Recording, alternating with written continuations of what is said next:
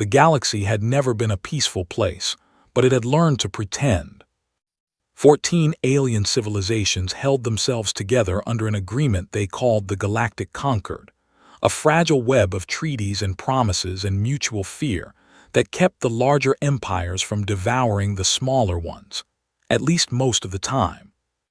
Humanity had joined the Concord 40 years ago, stumbling into the galactic stage the way a child stumbles into a room full of adults, loud and clumsy, and completely unaware of the danger it was in. The elder species tolerated them, barely.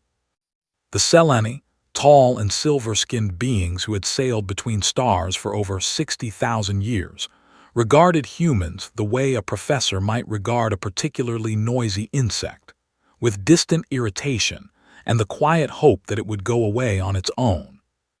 The Dreamoth, a vast hive-mind collective that thought with billions of linked brains, found humans confusing and irrational and far too emotional to be taken seriously. The Quillari, proud warrior scholars with 4 arms and skin like polished stone, respected strength above all things, and they saw nothing in humanity worth respecting. Humanity held one seat on the council, the lowest seat, the one closest to the door, and most species forgot it was even occupied. That changed on the day the Vraxii sent their message. The Vraxii Dominion was not a member of the Concord because the Vraxii did not join things, they consumed them. They were an ancient empire from deep in the galactic core, older than most civilizations could remember, and they had spent the last 10,000 years expanding outward in slow, methodical waves of conquest, swallowing entire species the way a river swallows stones. No one had challenged them in living memory, because no one who challenged them had ever survived long enough to tell others how it went. Their message arrived simultaneously on every diplomatic channel in the Concord, encoded in every known language, delivered with the cold precision of a species that had done this 1,000 times before. The message was simple: submit or be erased. To prove they were serious, they targeted an uninhabited moon on the border of conquered space, a small rocky body orbiting a gas giant in the Feller system, and they broke it apart. Not with missiles or energy beams, or anything the Conquered had ever seen before. The moon simply came apart, its molecular bonds severed in an instant, crumbling into a cloud of dust that spread across the system like a gray stain. Telescopes across the galaxy recorded it, and within hours every species in the Conquered had watched the footage, had seen a celestial body the size of a small planet reduced to powder in the time it took to draw a breath. Panic was not a strong enough word for what followed. The Conquered Council convened an emergency session on the Great Station at Velhari Prime, and it devolved into chaos within minutes. The Seleni speaker, a dignified elder named Torin who had guided her people through 3 centuries of diplomacy, stood before the council and spoke in a voice that carried the weight of thousands of years of civilized authority, and what she said was that resistance was not a viable option. The Dreamoth delegation, a cluster of linked drones speaking with one voice, agreed and calculated that the Vraxii fleet outnumbered the combined forces of the Conquered by a factor of 12 to 1. The Quillari High Admiral, a scarred veteran named Resic, slammed all 4 of her fists on the table and demanded that the Conquered fight, but even she could not explain how they would win, and her voice faltered at the end. One by one, the elder races began drafting terms of conditional surrender. Fleets were recalled to homeworlds, not to fight but to stand guard during the transition of power. Alliance bonds that had held for millennia began to crack and splinter as species turned inward, each one calculating how to survive what was coming, even if it meant abandoning the others. In the middle of this chaos, a human woman stood up. Captain Diplomat Elena Vargas was 46 years old, born on Earth in the city of Buenos Aires, trained as a naval officer before transferring to the diplomatic corps, and she had spent the last 12 years representing humanity on a council that barely acknowledged her existence. She was not tall, she was not physically imposing, and she did not have the ancient authority of the Seleni or the linked intelligence of the Dreamoth or the warrior heritage of the Quillari. She had a calm voice and steady hands, and a look in her dark eyes that some species found deeply unsettling without being able to explain why. She requested the floor. Speaker Torin denied her. She requested the floor again. Denied. A third time. Denied, with the additional suggestion that humanity's representative might better spend her time preparing her species for the inevitable. Vargas did not request a fourth time.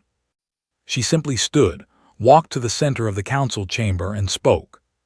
"Humanity will not surrender," she said, and her voice carried clearly through the vast hall, translated instantly into 14 languages. "We ask nothing of the conquered, no ships, no weapons, no soldiers. We ask only that you watch." The chamber went quiet, but it was not the silence of respect. It was the silence of pity. The Seleni speaker looked at Vargas the way one might look at a dying animal that did not yet know it was dying, with sadness and a kind of distant compassion. "Your courage is noted, Ambassador," Torin said. "It will be remembered after your species is gone." Vargas did not flinch. She did not argue. She simply nodded once and returned to her seat by the door. The council moved on to discussing surrender terms. No one paid any further attention to the human. This was a mistake. Far from the politics and the panic and the slow collapse of galactic civilization, something was happening in the cold, dark spaces of human-controlled territory. Above Titan, the largest moon of Saturn, hidden inside an asteroid that had been carefully hollowed out over 2 decades, there was a shipyard that did not exist on any official record. The conquered did not know about it because humans had never told them about it, and humans had gone to extraordinary lengths to ensure that no sensor, no probe, no surveillance system of any kind had ever detected it. Inside that shipyard, a ship had been waiting. It was called the HSS Prometheus, and it was humanity's single greatest secret. The Prometheus was not the largest ship ever built, not by galactic standards. It was mid-range in size, roughly equivalent to a Seleni heavy cruiser, and if any conquered analyst had somehow seen it, they would have found it unremarkable. But the Prometheus had not been built to impress the eye. It had been built to end wars. For 20 years, while humanity smiled and nodded and sat quietly in its low seat by the door, its best scientists and engineers and military minds had been working on a single question. If the worst came, if something like the Vraxii arrived, how could humanity survive? They studied every species in the conquered, every weapon system, every shield technology, every tactical doctrine stretching back thousands of years, and they found something that the elder races had never noticed about themselves. They had stopped innovating. Their technology was ancient and refined and incredibly powerful, but it was predictable, built on principles that had not changed in millennia because no one had ever needed to change them. Humanity did not try to match that technology because they knew they could not close a gap of 10,000 years in 40. Instead, they went around it. They built something new.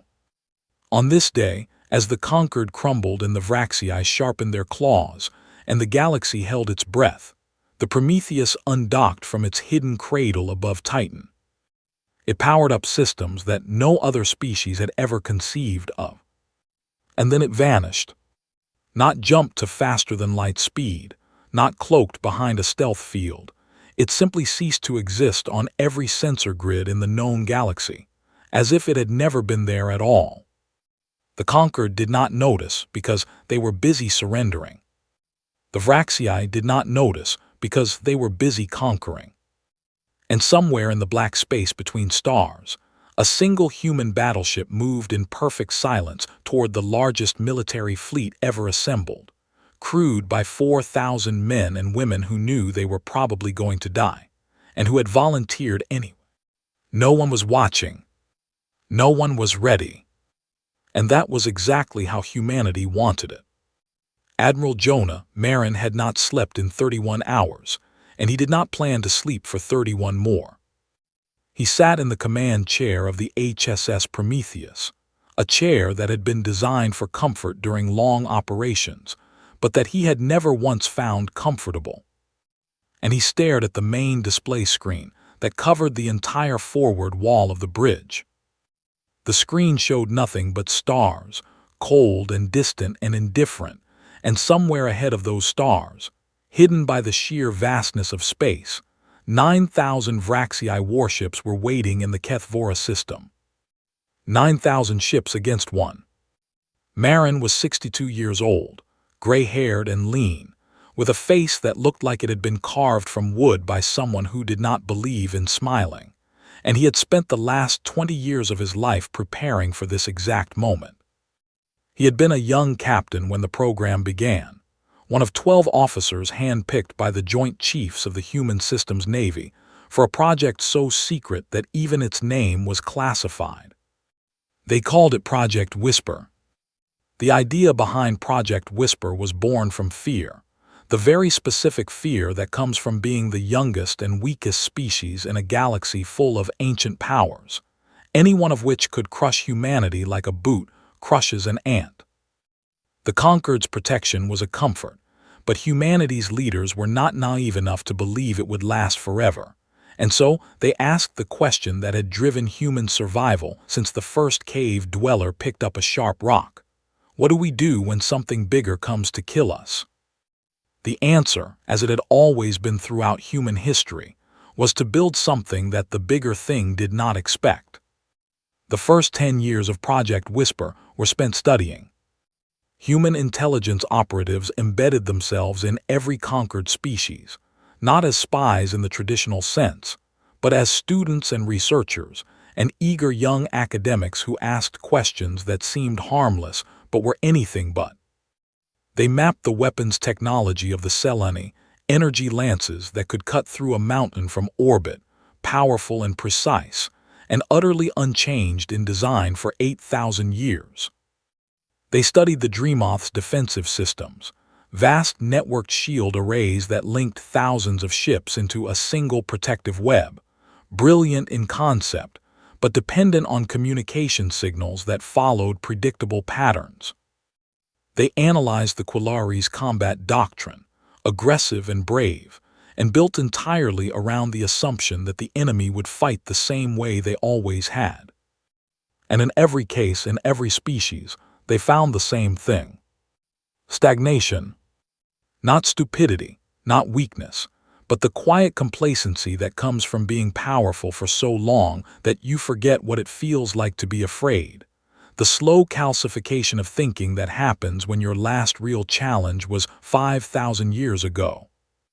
The elder races had built their technology to a peak, and then simply maintained it, polishing the same swords their ancestors had forged, never wondering if someone might invent a gun. Humanity wondered. The second decade of Project Whisper was spent building.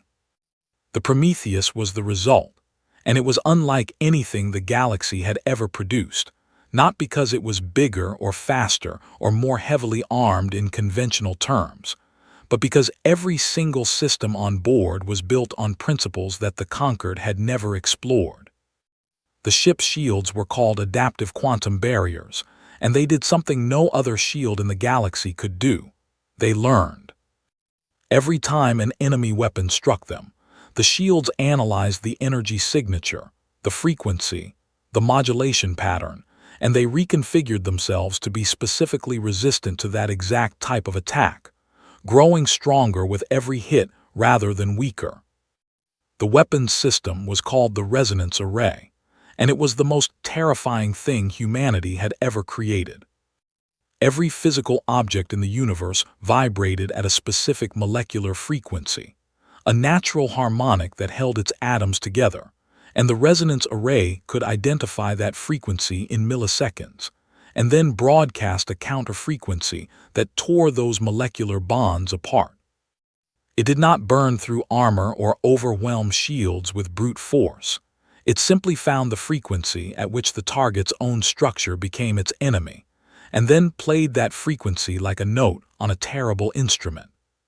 Against it, no armor was strong and no shield was thick, because the weapon did not fight against the target's defenses, it turned them into the weapon. And then there was the communication suite, the system that Marin considered the most important piece of technology on the entire ship. Humanity had quietly mapped every FTL communication network in the galaxy, every encrypted military channel, every diplomatic frequency, every civilian broadcast band, and the Prometheus carried a transmitter that could access all of them simultaneously. When the Prometheus spoke, the entire galaxy would hear it. That was not an accident, that was the plan. Because Marin understood something that the elder races had forgotten in their long centuries of peace and politics. A battle is not just about destroying the enemy, it is about what everyone else sees when you do it. A victory witnessed by no one changes nothing, but a victory broadcast to every living being in the galaxy, that changes everything. The bridge crew of the Prometheus worked in focused silence around him, 400 men and women in this section alone, each one a volunteer, each one the best in their field, each one fully aware that they were heading toward almost certain death.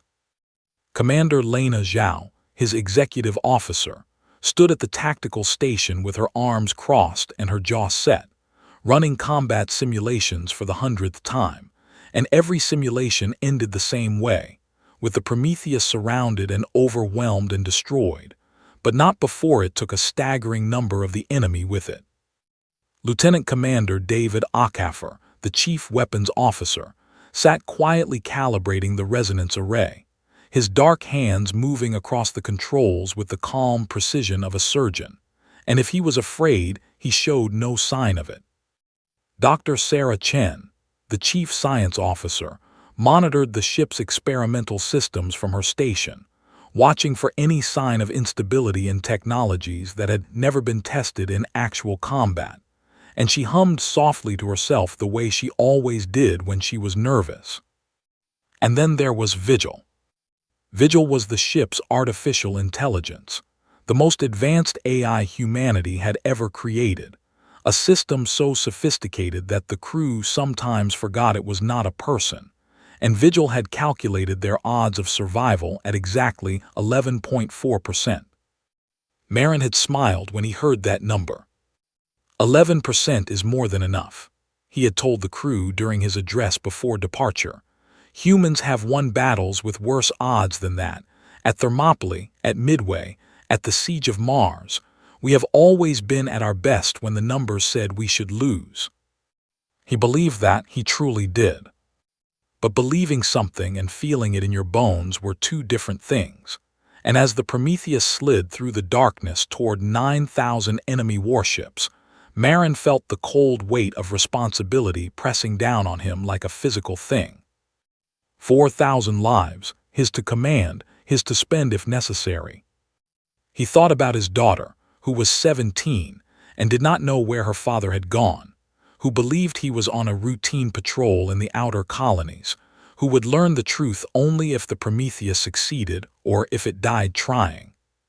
He pushed that thought away because he could not afford it right now. Admiral, Vigil's voice came through the bridge speakers, calm and measured and almost human. We are approaching the Kethvora system. The Vraxii staging fleet is confirmed at approximately 9,000 vessels. I am detecting dreadnoughts, carriers, destroyers, and several classes I have no record of. Time to arrival at engagement range, Marin asked. 14 minutes at current speed. Marin nodded and pressed the shipwide communication button on his chair. All hands, this is the Admiral, he said, and his voice reached every corridor and every deck and every small room where someone sat alone with their fear. In 14 minutes we will drop out of stealth drive at the edge of the Kethvora system, in front of the largest enemy fleet any human has ever faced. I will not lie to you, and tell you that we will all survive this. I do not know if any of us will survive this, but I know this. What we do in the next few hours will determine whether humanity lives or dies, whether every person you love back home grows old in freedom or in chains. You volunteered for this, every single one of you, and I have never been prouder to serve with anyone in my life. Do your jobs, trust your training, trust each other, and let us show this galaxy what humans are made of. He released the button. The bridge was silent for a long moment. Then Commander Zhao spoke without turning from her station, her voice quiet but steady. Admiral, all departments report ready for combat. Vigil, Marin said. Drop us out of stealth at optimal engagement range, and when we arrive, open a channel on every frequency you can reach, every military band, every diplomatic channel, every civilian broadcast in this galaxy. I want every living being with a receiver to hear what happens next. Vigil paused for exactly 1 second, which for an AI of its processing power was the equivalent of a long and thoughtful silence. Channel preparation confirmed, Admiral. The galaxy will be listening. The Prometheus dropped out of stealth drive like a ghost stepping into daylight, and suddenly the main screen was filled with ships, thousands upon thousands of HFY warships stretching across the void in every direction. A fleet so vast it looked less like a military formation and more like a migration of metallic predators. Admiral, Vigil announced, the HFY fleet has detected us. All 9,000 vessels are turning to face our position. Marin sat back in his chair and looked at the wall of ships before him, and felt something that was not fear and not courage, but something in between, something that had no name in any language, the feeling of a human being standing at the edge of the impossible and choosing to step forward anyway. Good, he said. Open the channel. The signal hit every receiver in the galaxy at the same moment. On the conquered station at Velhari Prime, where the Council was still debating the exact language of their surrender, every screen and every speaker suddenly went live with an unauthorized transmission that cut through every encryption and every firewall as if they did not exist. On HFY military channels that had not been breached by an outside force in 8,000 years, a human voice appeared where no human voice had any right to be. On civilian networks across 100 worlds, families sitting down to meals or putting children to bed heard a signal interrupt their normal broadcasts, and they stopped what they were doing and listened. On deep space research stations and mining outposts and lonely ships drifting between stars, beings of every species heard the same voice at the same time, a calm and steady human voice speaking words that would be remembered for as long as civilization existed. This is Admiral Jonah Marin of the Human Systems Navy, commanding the HSS Prometheus, the voice said.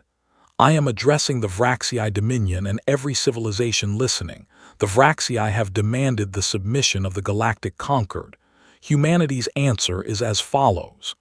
We do not submit, we do not negotiate with extinction, and we do not bluff. What you are about to witness is not a battle, it is a lesson. In the Conquered Council chamber, Speaker Torin of the Selene froze mid-sentence, her silver hands gripping the edge of her podium as the human admiral's voice filled the room. Quillari High Admiral Resic leaned forward in her seat, all four arms tense, her stone-like face unreadable. The Dreamoth delegation's drones flickered with rapid internal communication, billions of minds processing what they had just heard.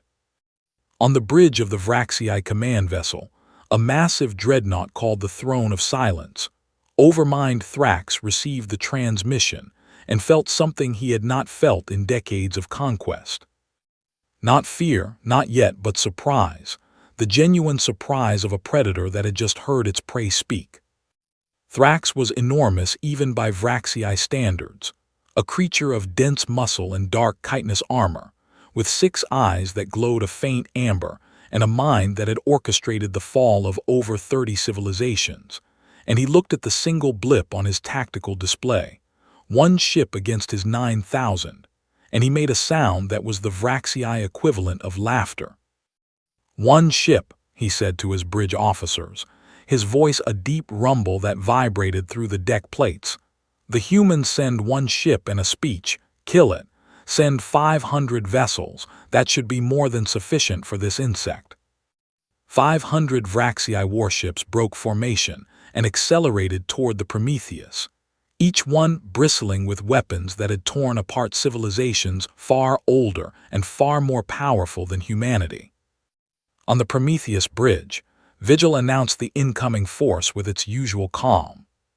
500 Vraxii vessels approaching, weapons charging, estimated time to firing range, 90 seconds. "Let them come," Marin said. "Activate the resonance array and bring adaptive shields to full power." Deep within the ship, systems that had never been tested in real combat came alive. The resonance array's core began to spin, building energy in patterns that no galactic scientist would have recognized, and the adaptive shield generators wrapped the Prometheus in a shimmering barrier that looked almost fragile, like a soap bubble around a warship. The first Vraxii volley came like a storm. 500 ships fired simultaneously, and the space around the Prometheus turned white with energy, plasma bolts and particle beams and graviton lances, striking the shields from every direction in a concentrated barrage that should have overwhelmed any known defense in the galaxy. The shields held. Not just held, they adapted. Each incoming weapon was analyzed in microseconds, its frequency cataloged, its energy pattern mapped, and the shield reconfigured itself to specifically counter that exact type of attack, so that the second volley was less effective than the first, and the third less effective than the second, and by the fourth volley the Vraxii weapons were splashing against the barriers like water against stone. The galaxy watched.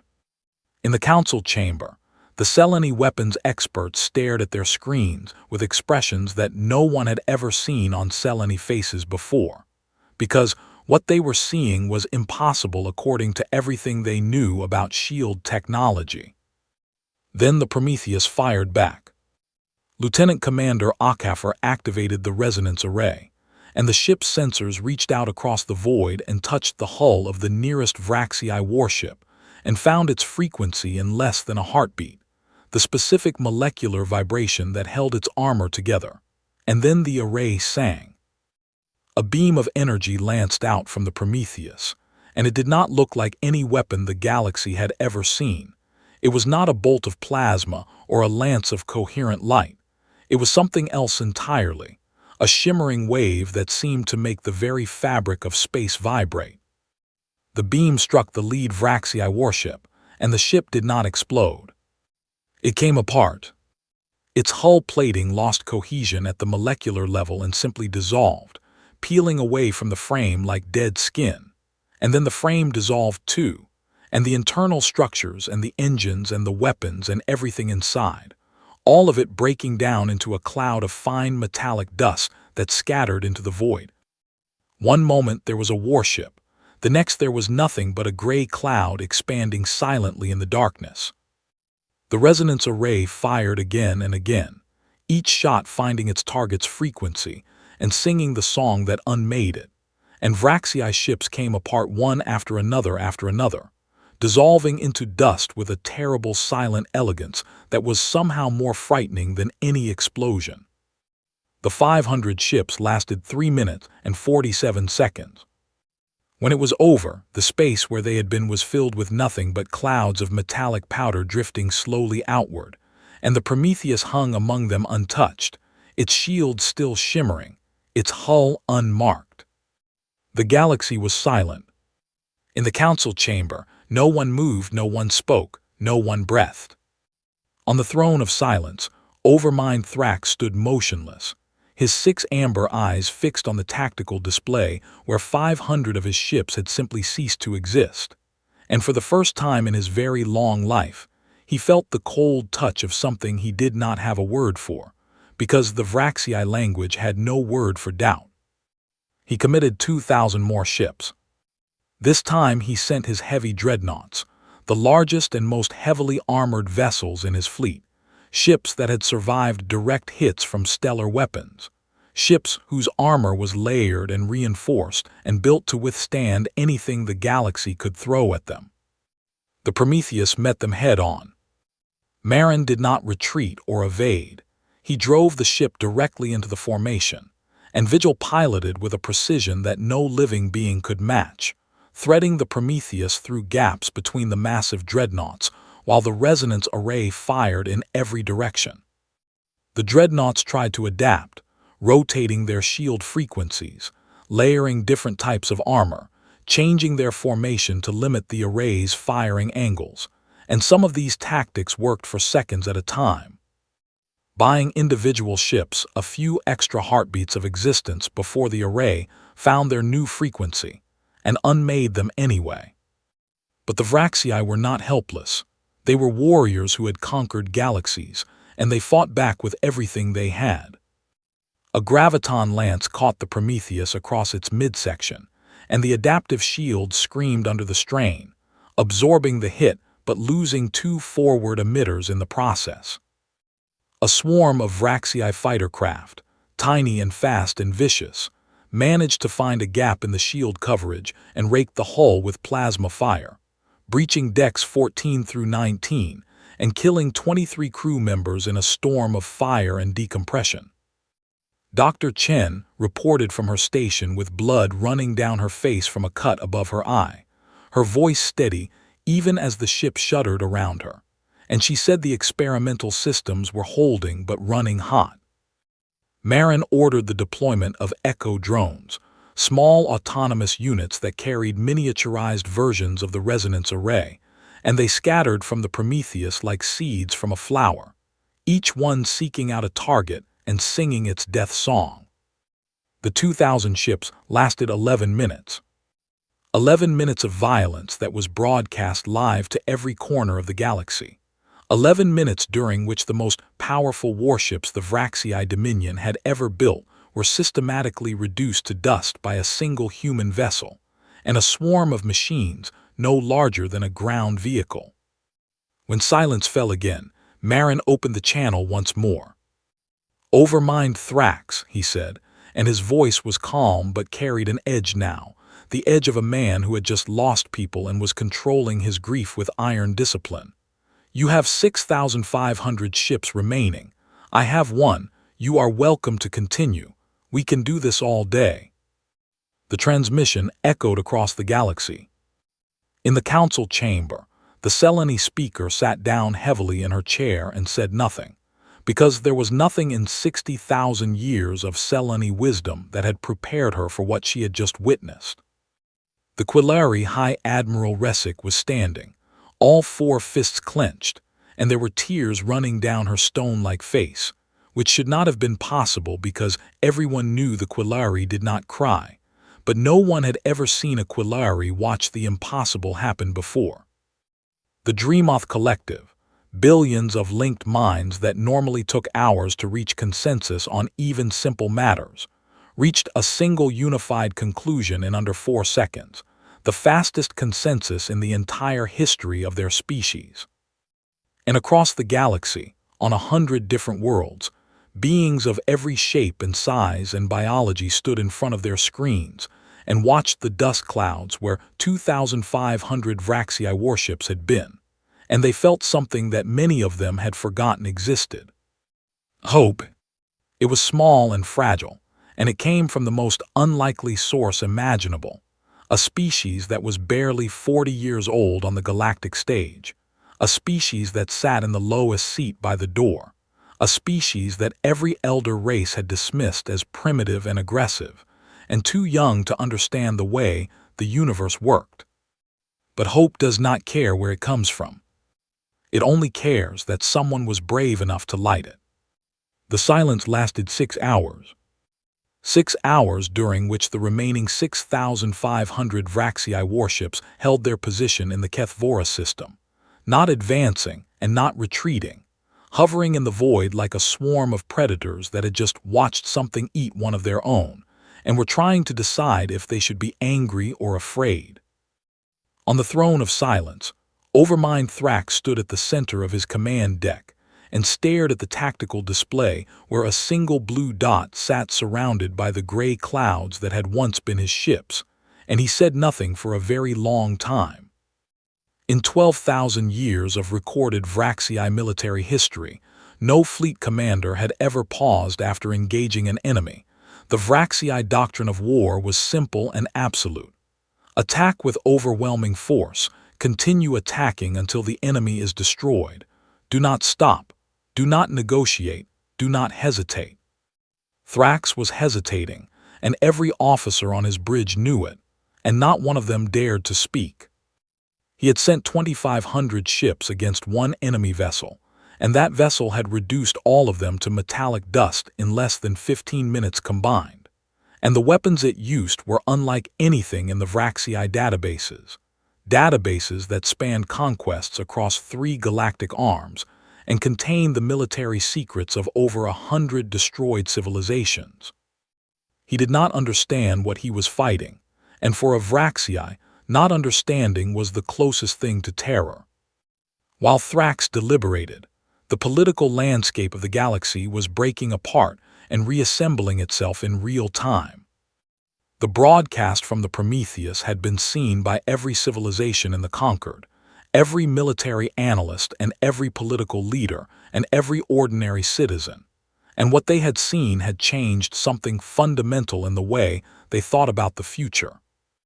The Seleni were the first to move. Speaker Torin, who 6 hours ago had been finalizing the language of surrender, summoned her senior advisors to a private chamber and locked the doors, and when she emerged 45 minutes later, her expression had changed in a way that her aides had never seen before. She sent a private encrypted message to Ambassador Elena Vargas of the human delegation, and the message contained only 12 words. "We misjudged your kind. What do you need from us?" Vargas, who had spent the last 6 hours watching the battle feed from her quarters with tears streaming silently down her face, read the message 3 times before she trusted herself to respond. The Dreamoth Collective moved next. 4 billion linked minds had watched the battle through their shared consciousness, had experienced every moment of it simultaneously, and the consensus that normally required hours of deliberation and sub-voting and philosophical debate had formed almost instantly, like a crystal forming in a supersaturated solution. The Dreamoth speaker, a drone-designated voice of many, appeared before the council and announced in its flat mechanical tone that the collective would stand with the humans, that the age of surrender was over, and that any species wishing to join them was welcome. The Quillari did not make a public announcement, because the Quillari did not believe in speeches when actions would serve better. High Admiral Resic simply ordered her fleet to change course from its homeward retreat and set a heading for the Kethvora system at maximum speed. And when her second-in-command asked what their orders were upon arrival, she looked at him with those hard stone eyes and said, "We are going to help our friends." One by one, smaller species that had already accepted Vraxii terms of submission began quietly withdrawing their acceptance, sending coded messages to the Conquered that they had reconsidered, that perhaps the situation was not as hopeless as they had believed. Hope spread through the galaxy like warmth, returning to frozen ground. But not everyone chose hope. 3 species, the Fenari, the Kossuth, and the Pralix, had calculated that the Vraxii would still win in the end, that one ship no matter how powerful could not defeat an empire that spanned the galactic core, and they made a different choice. They transmitted everything they had learned from the battle broadcast to the Vraxii detailed analysis of the Prometheus's shield frequencies, energy output readings, the timing patterns of its weapons, every scrap of data that their scientists had been able to extract from the transmission. They sold humanity's secrets in exchange for favorable terms when the Vraxii eventually won. The data reached Overmind Thrax within the hour. On the Prometheus, Admiral Marin was not celebrating. The bridge was quiet, not the quiet of peace but the quiet of exhaustion and grief, 23 crew members were dead, their names already added to a memorial list that Marin kept on a small screen beside his chair, and the ship had taken real damage. Commander Zhao delivered the damage report in her usual direct manner. 2 forward shield emitters destroyed, hull breaches on multiple decks sealed but structurally weakened, minor damage to the port engine housing, and 15% reduction in overall shield coverage. But the real problem was the resonance array. Dr. Chen climbed out of a maintenance hatch with grease on her hands and worry on her face, and told Marin what he had feared most. The array's core was overheating.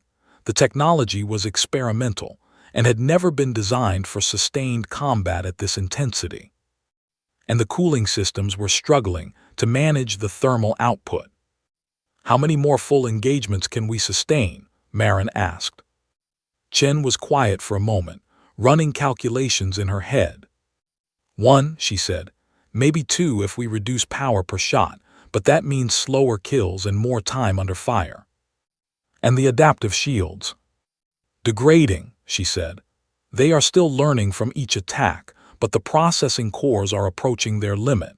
If the Vraxii change their weapons configuration significantly, the shields will need time to adapt, time we might not have." Vigil confirmed what everyone already knew. The original survival estimate of 11.4% had dropped to 6.1%, and that number assumed the Vraxii did not change their tactics. Marin sat in his chair and felt the weight of 4,000 lives pressing down on him, and he made a decision that he had hoped he would never have to make. He opened a private channel, not to the galaxy, not to the Vraxii, but to Earth. "This is Admiral Marin," he said, and his voice was softer now, stripped of the commanding edge he had used in his broadcasts. "This message is for the people of Earth and the human colonies. If we do not come home, I need you to know that every person on this ship chose to be here. Do not mourn us. Build more ships, build better weapons, learn from what we did here and improve upon it. And whatever happens, whatever the cost, never kneel. Humanity does not kneel." He closed the channel and sat in silence for a long moment, thinking about his daughter, thinking about the 17 years he had been given with her, wondering if it had been enough. Then Vigil spoke. "Admiral, I am detecting a change in the Vraxii fleet configuration. They are modifying their weapons systems. The energy signatures do not match any previous attack pattern." "They received intelligence," Zhao said immediately, her voice sharp with understanding. "Someone gave them our shield data." Marin nodded. He had expected this. Human history was full of betrayals at the worst possible moment, and he had planned for it the same way he planned for everything, by building a contingency that he prayed he would never need. "Vigil, how long until they finish adapting their weapons?" "Approximately 40 minutes at their current rate. And then the adaptive shields will be significantly less effective against their modified weapons. I estimate they will be able to penetrate our defenses within the first 3 minutes of sustained fire."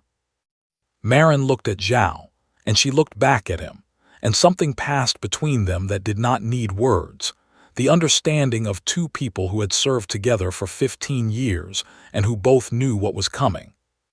"Vigil," Marin said, "prepare the Longinus Protocol." The bridge went very still. Every officer who had the clearance to know what the Longinus Protocol was turned to look at their admiral, and Marin saw fear in their eyes, real fear, not of the enemy, but of what he was about to do. "Admiral," Vigil said, and there was something in the AI's voice that sounded almost like hesitation, almost like the machine equivalent of a deep breath. "The Longinus Protocol will render the ship completely powerless. No shields, no weapons, no engines, no life support. The crew will have approximately 90 minutes of emergency oxygen. At our current distance from any Allied vessel, rescue would need to arrive within that window or—" "I know," Marin said quietly. Silence held the bridge. Then Vigil said something that was not in any protocol and was not part of any programming. "Longinus Protocol confirmed, Admiral. It has been an honor." 41 minutes later, the Vraxii fleet began to move.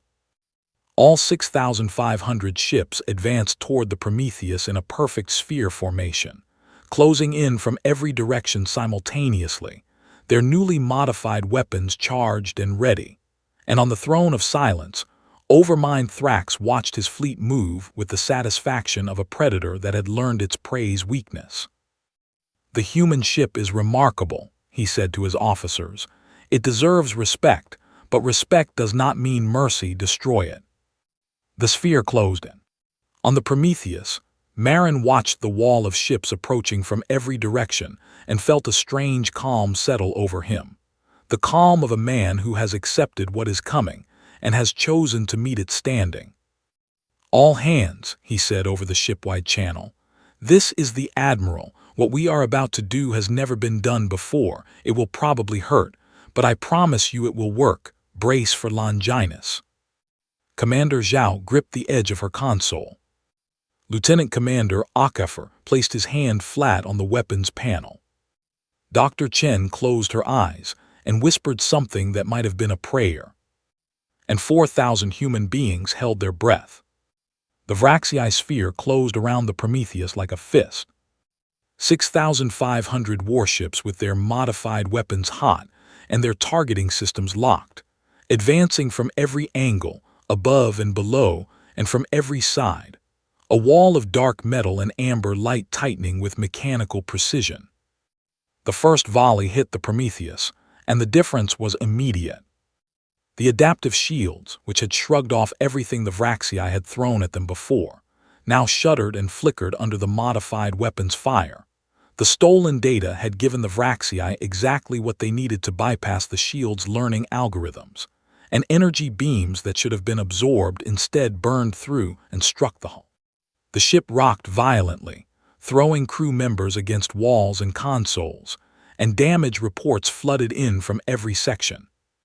Hull breach on Deck 7, emergency bulkhead sealed, 2 crew members lost to vacuum. Starboard shield emitter destroyed, coverage reduced to 60%.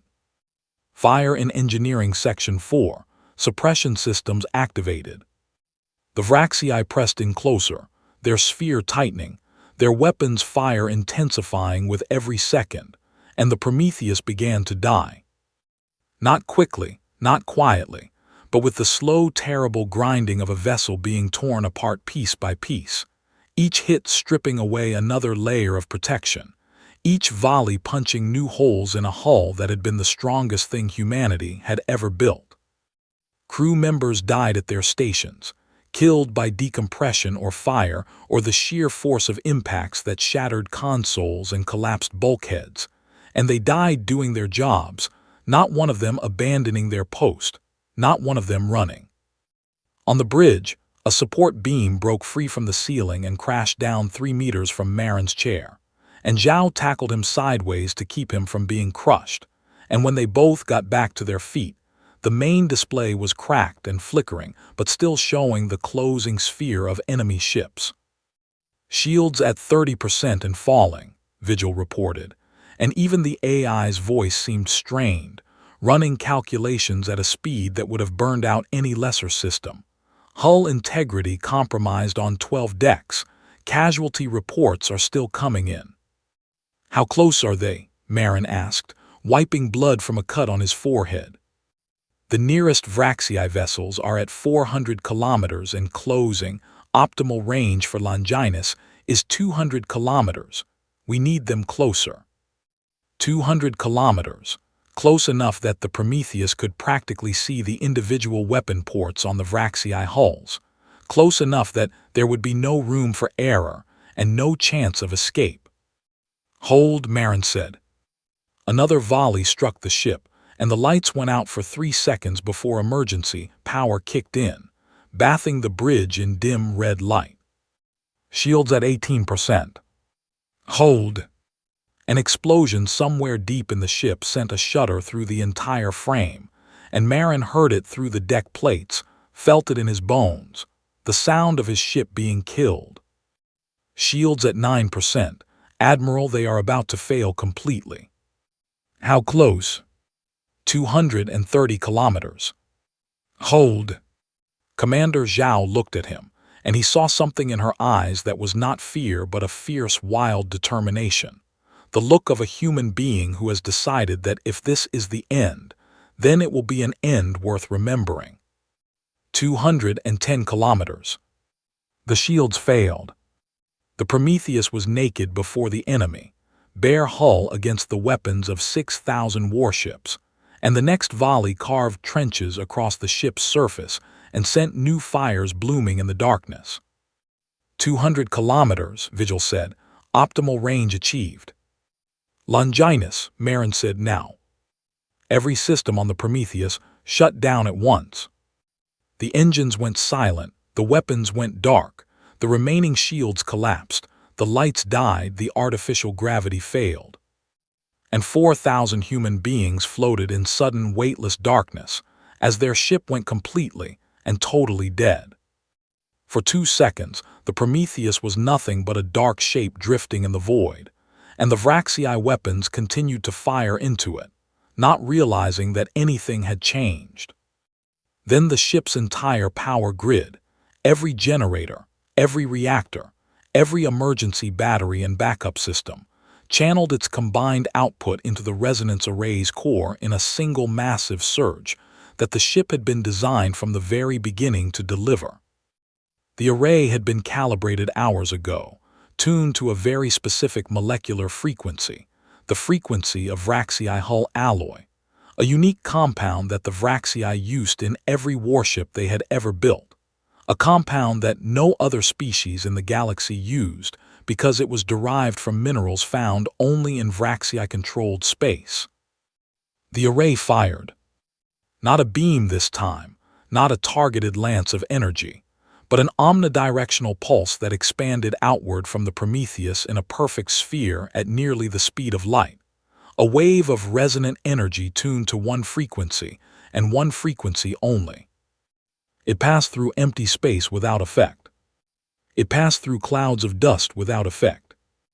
It washed over a conquered observation drone that had been recording the battle from a safe distance, and the drone was completely unharmed, not a single circuit disrupted, not a single sensor damaged.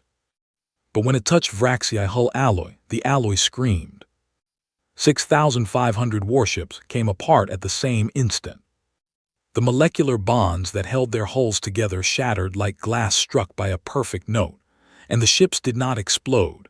They dissolved, their armor peeling away into clouds of dust, their internal structures losing cohesion and crumbling, their engines and weapons and bridges and corridors all breaking down into fine gray powder that expanded outward in vast silent clouds.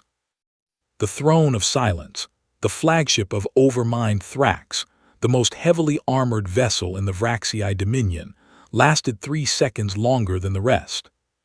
3 seconds during which Thrax stood on his disintegrating bridge and watched his fleet turn to dust around him, and finally understood what the human admiral had meant when he said this was not a battle. It was a lesson. Then the Throne of Silence came apart too, and overmined Thrax ceased to exist, and the Kethvora system was empty of everything except dust and silence, and one dark, powerless human ship drifting among the remains of 9,000 enemies. The galaxy saw it all. Every council member, every military commander, every civilian on every world in the Conquered saw the moment when the resonance pulse fired, saw the impossible sight of 6,500 warships dissolving simultaneously, saw the observation drone's footage showing the pulse passing harmlessly through non-Vraxii material, while reducing every Vraxii vessel to nothing. And the galaxy went silent. Not the silence of fear this time, not the silence of despair, but a different kind of silence, the silence that falls when something so enormous happens that the mind needs time to understand it, the silence of a universe rearranging itself around a new truth. On the Prometheus, there was only darkness. The ship was dead, truly and completely dead. No power, no light, no gravity, no air recycling. Nothing but the emergency oxygen reserves that Vigil had activated in the last moments before the AI went offline. Reserves that would give the crew approximately 90 minutes of breathable air. 4,000 crew members had entered the battle. 3,400 remained alive, floating in the dark in their sealed compartments, bruised and bleeding and surrounded by the bodies of their fallen friends. They could not see outside. They could not communicate with each other. They did not know if the Longinus Protocol had worked. But they knew one thing: they were alive. And if they were alive, then the pulse had fired. And if the pulse had fired, then the enemy was gone.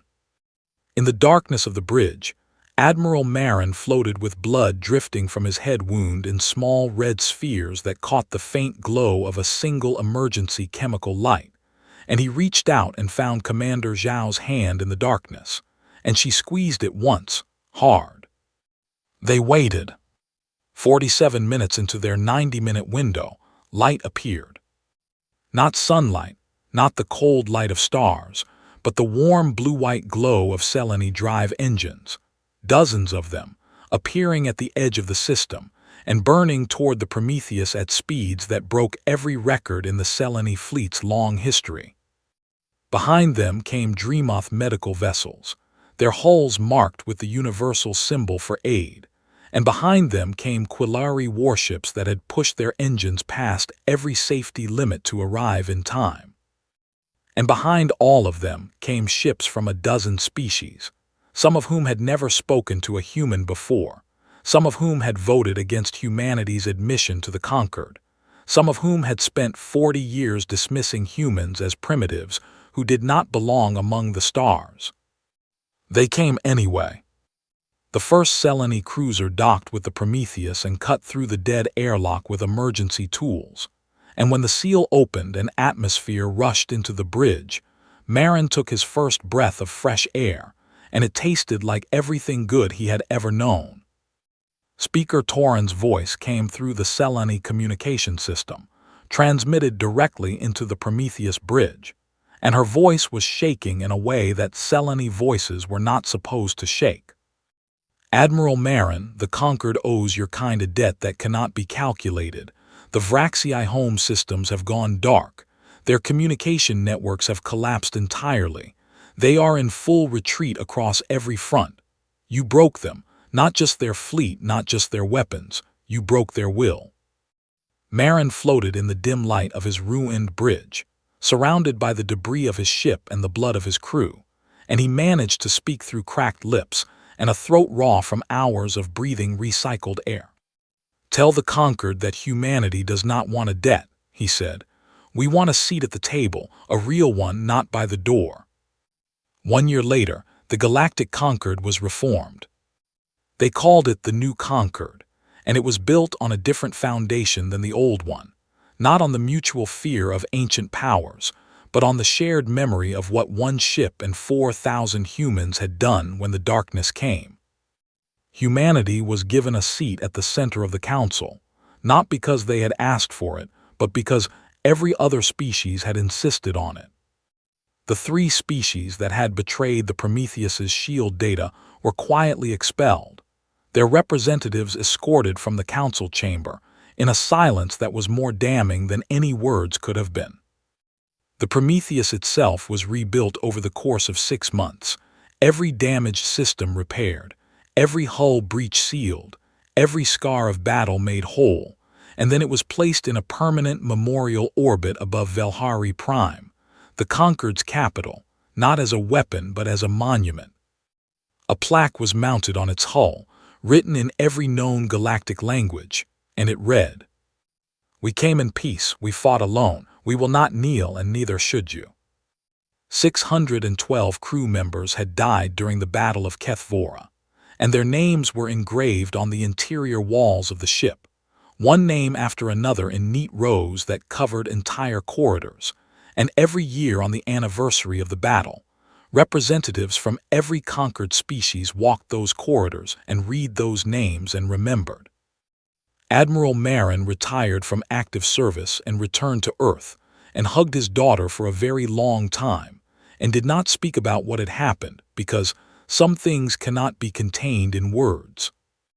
Commander Zhao took command of humanity's second Apex-class battleship and named it the Prometheus II and never once had to fire its weapons, because the galaxy had learned that the threat of human resolve was a weapon all by itself. And on a warm afternoon on a planet far from Earth, in a military academy run jointly by 6 species, a young Quillari cadet raised her hand during a lecture on the Battle of Kethvora and asked the question that cadets always asked. "Why did they do it?" she said, her voice carrying the careful pronunciation of someone speaking a second language. "Why did the humans risk everything on one ship, one battle, when they could have hidden and waited and built a larger fleet? Why did they choose to fight when the odds were so small?" The instructor was a human woman named Lieutenant Commander Maria Santos, who was missing her left arm below the elbow, who walked with a slight limp, and who had a scar across her jaw that she never explained, but that anyone who had studied the battle footage could trace to the moment when Deck 14 had been breached. She looked at the young Quillari cadet and smiled, and it was the kind of smile that held sadness and pride and something unbreakable all at the same time. "Because someone had to stand up first," she said. "That is all courage ever is. It is not the absence of fear. It is not strength or power or certainty. It is simply being the first one to stand when everyone else is sitting down."